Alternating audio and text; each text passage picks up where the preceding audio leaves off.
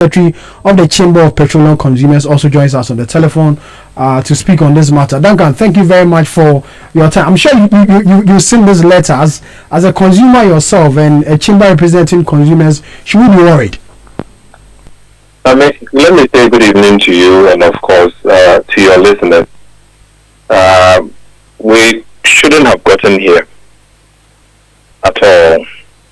The elephant in the room is an elephant that the Chamber of Petroleum Consumers, Africa Center for Energy Policy, and other like-minded civil societies raised objections to this whole price floor conversation in 2024 when it was introduced.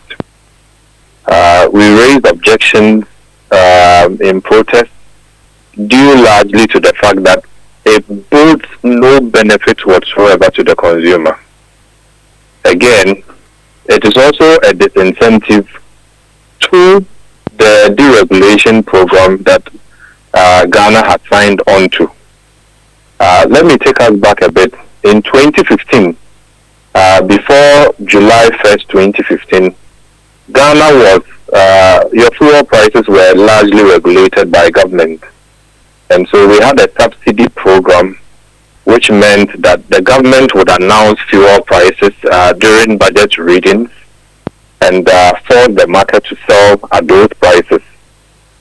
And then when there are overruns or debts created, what we came to then call legacy debts, which is subsidies that the government should have given the industry and it doesn't give to the BDC and everybody else involved. Then we create those debts. So government took a decision then that it wasn't going to continue with a subsidy program. So let's go to a full price deregulation regime. What that meant was that you bring your product, right? There's full cost recovery allowed. And then your margins are also allowed, of course, together with the taxes that the state also requires. So three key components. If you enter this deregulation phase, government no longer accumulates debts, okay, because there's no subsidy. So the market is liberal. It's just like the tomato market. Government will not go to the market and say that 3 pieces of tomato due to economic indicators and that we don't want to cheat farmers or we don't want this to be happy or unhappy. So everybody should sell 3 pieces of tomato for 10 cedis. You now open the market up for competition, right? And I must state, at the start of this competition, Star Oil was nowhere near number one. No, it was nowhere near the dominant OMC. At a point, from where I sit, I was even worried that they will collapse because they had decided post-COVID to just go with the consumer by delivering very low and efficient prices. So we were scared that maybe they won't be sustainable. They have proved all the doubters wrong over the period. And the Ghanaian consumers seem to have gone with them, clearly. That they are doing something very fantastic with their prices. Their quality has not also been questioned. So clearly they are delivering on quality and on price. We have gone through a price deregulation program since 2015, July 1st. There has been no issue whatsoever. You wake up in 2024, then the NPA says, we need to introduce a price floor, which for us is a barrier, a trade barrier, right? You are simply interested in those selling at lower prices, right? At the same time, you are not interested in a price ceiling. Okay, there have been windows that we have been quite sure in our minds that some of the OMCs were overpriced, and that was of no concern to the NPA. But those that have decided to come down, they are rather interested in those who decide to go down further to benefit the consumer for which we represent. And so we said no. That policy is dead at bed. Dead because you are asking for competition from the market. You are asking the various OMCs to, get their products from the cleanest sources, from the leanest sources. They should be efficient in their prices, efficient in their operations, so that they can deliver efficient prices at the pumps to the truck driver, who also depends on this fuel to be able to get to work every day, to the average Ghanaian. Then you at the same time come back to say that you are putting a price barrier, okay? You should not go below it. And the excuses that have been made, let me reiterate two of them, is that if you allow or if you don't put the price floor, some people are bringing bad products or illegal products into the market. And if you don't set the floor, those people can sell below a certain threshold, and then they will collapse the market. So I have said, without the price floor before 2024, was anybody collapsing in the market?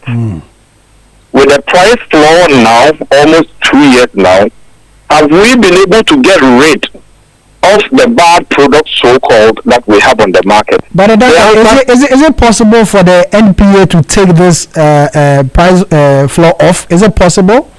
I have enumerated this between 2015, July 1st, when we entered the price deregulation program, and May 2024. There was no price floor. The market was working. There were no shortages whatsoever on record. I've been in this seat for all these years. I've not gone anywhere. There were no issues. We went to bring an issue to say that, we need a floor so that we can protect some of the oil marketing companies. The MPA should also think of protecting the consumer, because at the end of the day, without the consumer, no oil marketing company has any business. Without the consumer, no EDC has any business. And again, when you read Star Oil's letter that you just went through, the price floor situation was even proposed to the BDCs. They said, no, they don't want it. Leave them. Because when they sold their products, you don't go with them. What they pay to their suppliers, you don't do the negotiations with them. So you will come and put a price floor of 5.6. Somebody is able to negotiate better with maybe one of the suppliers and get 5.4. The person wants to be able to sell off quickly, pay the supplier, and get the little margins he has. Maybe they are not interested in the super profits. Then you say, no, it is 5.6, you must sell it. Whose interest are you serving, Sammy? I have indicated. There was no price floor, there was no problem. Then we decided we should put a price floor. The BDC said no. You took it off. And you left it with the OMPs to say that for you, we would calculate something and you should not go below that. Look, the other argument is this, Sammy. If I go to get bad products and I could have sold it for 8 cedis, okay, it should not come onto the market. The MPA should be able to block it. But they won't block it. If I bring it to the market and I want to sell it for, let's say, 6 cedis or 7 cedis, okay, because they won't block it, then the MPA says, no, sell it for 9 cedis 80. So the person that you thought was bringing bad product to sell for 6 cedis, you are saying, no, he can only sell it at 9 cedis 80. You are only allowing them to increase profit. It's as simple as that. The chamber says they are having a meeting with the NPA, God willing, tomorrow to address this matter. Is there expectation that something positive will come out of this meeting? They can sit together. They can decide to play their own game. But the Ghanaian consumer will not be hoodwinked at all. There has not been any problem. We didn't need any price floor. If they wanted to bring anything, you should have been 2 cedis more. They are doing the right thing, and they don't need a ceiling.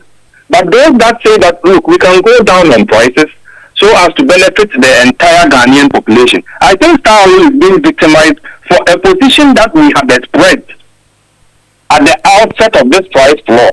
ASEP expressed the same position at the outset. They said, no, don't bring this.